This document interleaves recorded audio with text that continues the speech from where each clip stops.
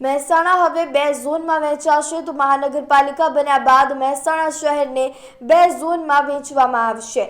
મહેસાણા 1 અને મહેસાણા 2 એમ 2 zone office કાર્યરત કરવામાં આવશે, ત્યારે રાધનપુર રોડ ઉપર નવી ઝોન ઓફિસ કાર્યરત કરવામાં આવશે। નાગરિકોને ઝોન ઓફિસમાં તમામ બેઝિક સુવિધાઓ ઉપલબ્ધ કરવામાં આવશે।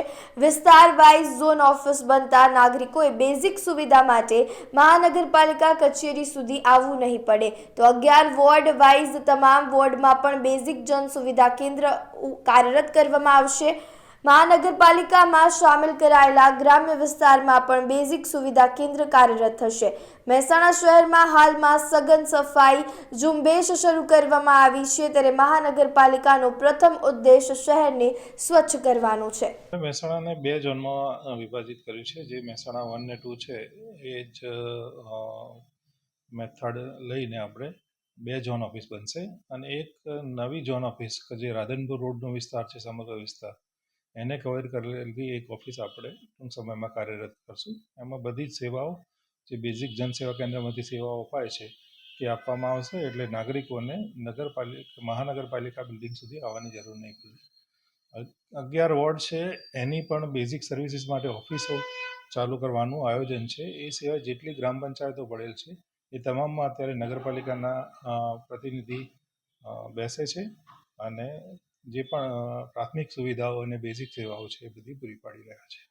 સર, આ સિવાય મહાનગરપાલિકામાં જે સરકાર દ્વારા 20 કરોડ રૂપિયા ફાળવવામાં આવ્યા છે, એમાં મહેસાણા શહેરમાં ટૂંક સમયમાં કયા નવા કાર્યો થવા જઈ રહ્યા છે?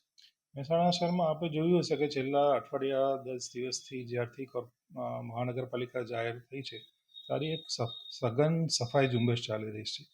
એ ઝુંબેશને હવે ગ્રામ્ય વિસ્તારોમાં પણ આગળ વધારવામાં આવશે। ગ્રામ્ય વિસ્તારોમાં અલગથી ટીમ મૂકી અને જ્યાં જૂનો કચરો લેગસી વેસ્ટ પડ્યો છે તે જેસીબી અને અન્ય સાધનોની મદદથી દૂર કરવામાં આવશે, જેથી એક ઇફેક્ટિવ અને સફાઈનું એક ઉદાહરણ આપણને જોવા મળે।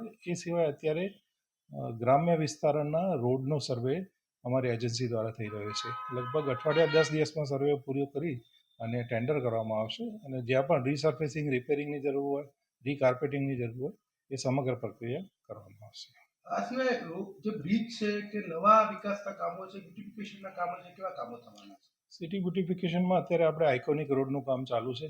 આઇકોનિક રોડમાં આપણે રાધનપુર ચોકડીથી ગોપીનાળા સુધીનું આપ જોશો કે પેન્ટિંગ ને બધું ચાલુ છે। ટૂંક સમયમાં એનું લેન્ડસ્કેપિંગ ચાલુ થશે, પછી લાઇટિંગ અને નવા પોલ લગાવવાની કામગીરી ચાલુ થશે।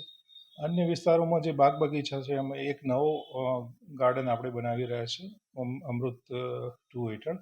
એ ગાર્ડનની કામગીરી પણ ટૂંક સમયમાં ચાલુ થશે અને જે આપણા શહેરની મધ્યમાં આવેલા છે અને મહત્તમ ઉપયોગ થાય છે એવા અરવિંદ બાગ અને બિલાડી બાગનું રિનોવેશનનું પણ આયોજન